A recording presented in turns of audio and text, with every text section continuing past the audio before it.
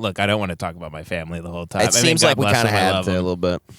I mean, you got to let the steam out. I kind of also wanted to talk about the Vince McMahon texts. Those are interesting, yeah. Did you look at any of them yet? I haven't looked at any of them. Today a little bit. Yeah, he's like... Because that guy's so awesome, I kind of don't want to uncover if he's a piece of shit. It's bad. Is he a pedophile? He's like a billionaire hillbilly, weird sex guy. Like he... Hillbilly?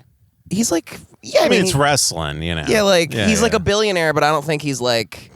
a distinguished billionaire. Like he's a billionaire, but like when he was making his most money, he was like pitching storylines. He's like, "What if I fuck my daughter on national TV?" Right. That was literally a storyline he pitched one time. So just I don't know. It sounded like your usual run of the mill, like sex trafficking and locking somebody in rooms and shitting on their head. And, yeah, your usual stuff. You think Russ Perot wasn't doing that, sending those same messages by telegram in 1970? Apparently, he shit on a woman's head during a threesome. Then he went to take a shower, and the shit was still on her while she was getting fucked by another guy, and it was rolling down her, sliding down her back while getting railed. And then he takes a shower because I guess he's one of those guys that just doesn't wipe. He showers right after he shits, and then he comes back after the shower and then starts fucking her again while the shit is rolling down her back.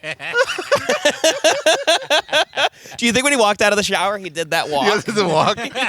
Oh yeah, he's doing the face. Oh. And then a lot of the text messages, he keeps referring to coming as squirting, which is hilarious. Like for a man, I did see that. Yeah. I can't wait for he's like saying like me and all the boys want to squirt in your mouth. He was like making me her and like, all the boys. Apparently he had names for his sex toys.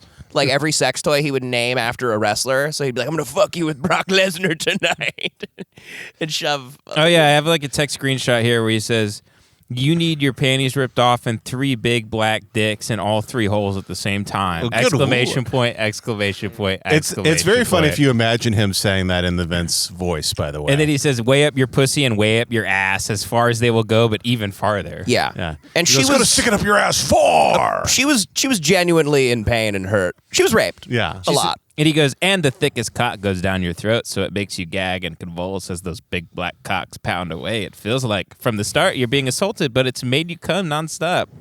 Just one continuous constant orgasm. And just before you pass out, those big black dicks squirt their loads of cum inside you. As you lay on your stomach, the cum is coming out of all your holes. I'll turn you over and jack off all over you." Honestly, he's a pretty good, like, erotic writer. Yeah, I mean, it's kind of hot. Yeah, I'm kind of hard right now, honestly. But what's so bad about that? If we were in the pool, I'd be jacking off under the bubbles right now. I don't know what's so bad about that though. But then did it happen and she like got raped by these guys? She was getting passed around. Mm-hmm. He was like having her. He would make her go fuck other people. Yeah, like, so he made Booker T call her the N-word. She got really upset. Yeah. So what was she getting out of the whole deal? I have no idea. I think she was an employee or something. Yeah. I don't know. I just read her and hit her with really a big chair in the head when he came. So here's the predicament right now. My dad just texted me. He said, "Katie said the cleaning lady was locked out of the laundry room." Yeah, that's what I tried to... cleaning lady's inside the house right now, hearing everything we're saying, by the way. Mm-hmm. She can't speak a word of English. It's fine. We didn't say anything in Spanish. It's fine. I was hoping so badly that we'd be recording this awful podcast, and then she'd like be walking through cleaning in the background. Yeah.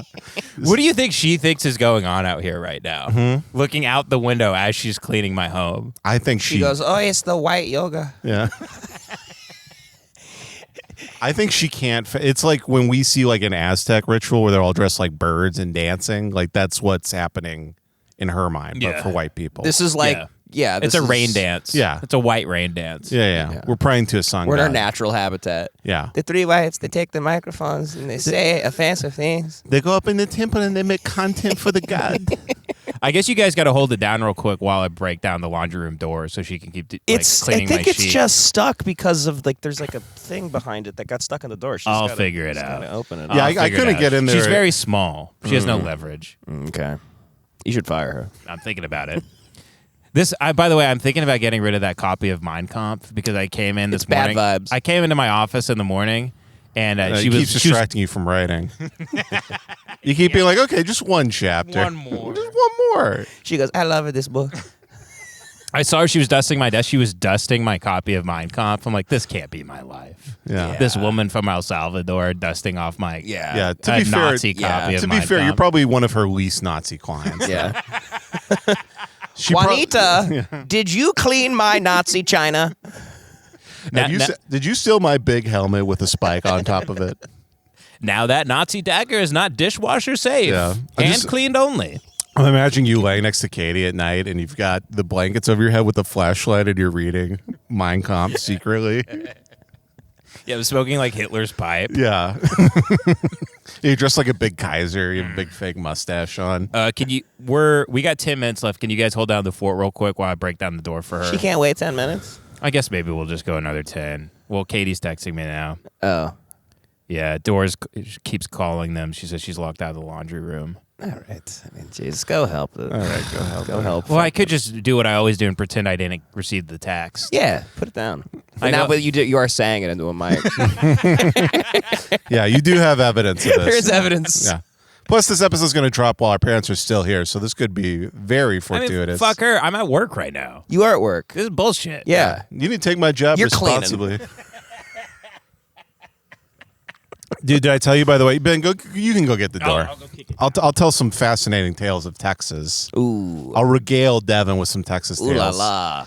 No, I was going to a wedding, and this is pretty funny. I was at like this beautiful wedding. Mm-hmm. These two like former Columbia students, like the whole world, beautiful couple, and I had this happen to me, but they did the wedding and it was like great, and then the groom came up to me and he was like, "Hey man, I love the podcast. It's just as good as Come Town," and it felt like getting a secret Nazi handshake at a country club.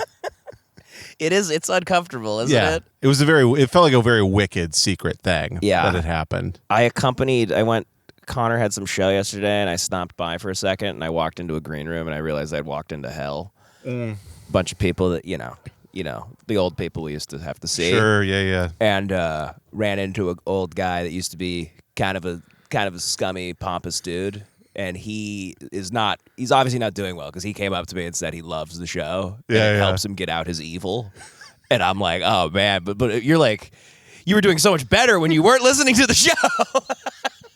Yeah, it is funny the people who like kind of used to like semi try to bully us back in the day now being like, oh, the show's great. I'm sorry I told you were racist on stage, Yeah. 5 years ago.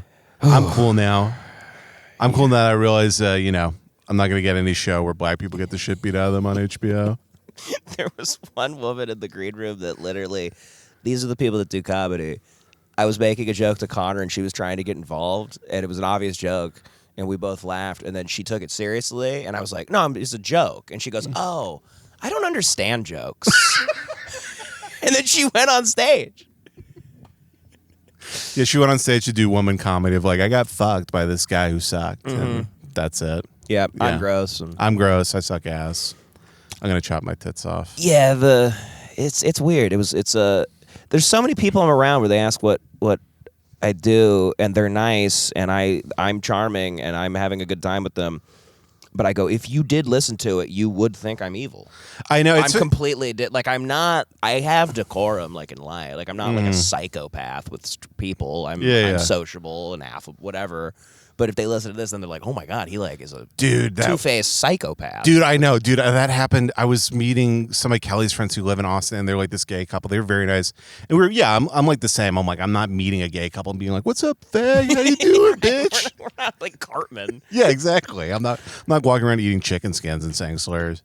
But the guys, we were like 2 hours into hanging out, and this guy, he's a professor. He just turned to me and he goes, I have a hypothetical question for you guys.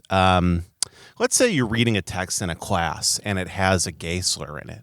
Would you say the slur out loud if you're reading it? And in the back of my head, I was like, I say slurs, not quoting myself. I say slurs. Yeah, exactly. I was around. It was that type of I was like, oh shit, I live in such an insulated, like, sociopathic bubble. Like, we don't realize, like, how I mimicked I was doing an impression of how a woman sounded that was Vietnamese that works at this, like, place that is a famous place. Mm-hmm. And, like, people looked at me like I was Hitler.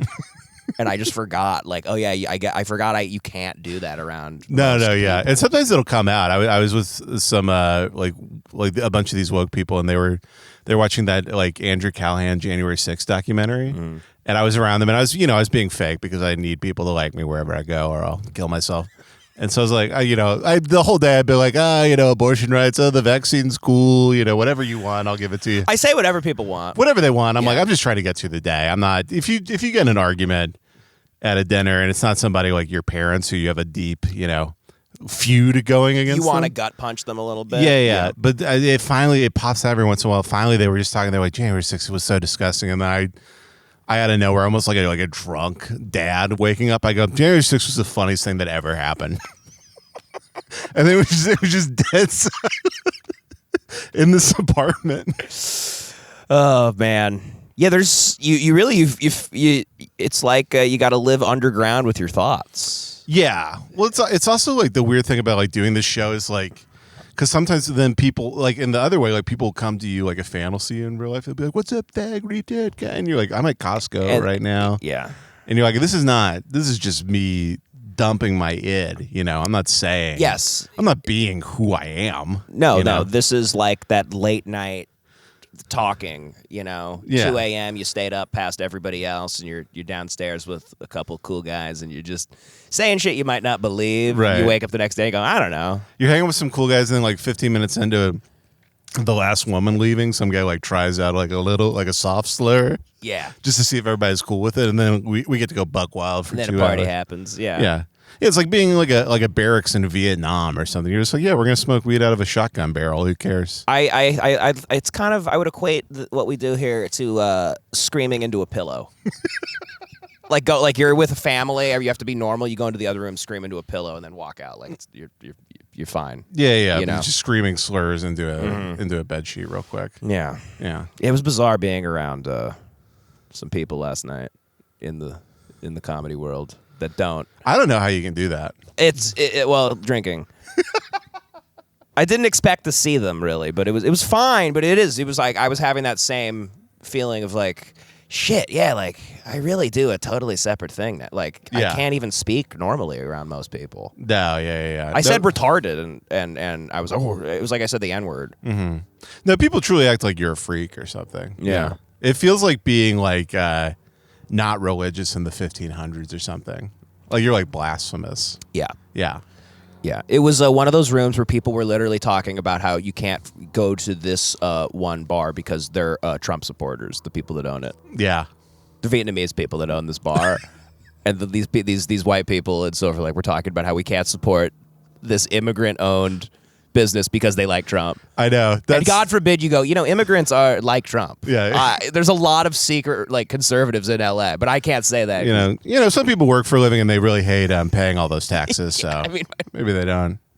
Not a fan of Biden so much. No, that's like happening with my girlfriend's friends, and they were like, I was like wanting to go to Starbucks, and they're like, we can't because they support Israel. And I'm like, are we really doing that? Yeah, I know. It's like that type of thing. We have to be like, okay, all right. That charade. That's charade. Yeah, exactly. Yeah, like Israel's like, oh, Starbucks is losing profit. We'll stop bombing. We'll stop blowing up children's Throw away schools. your phone. Yeah. Child slaves. I mean, what are we doing? Do anything. Yeah.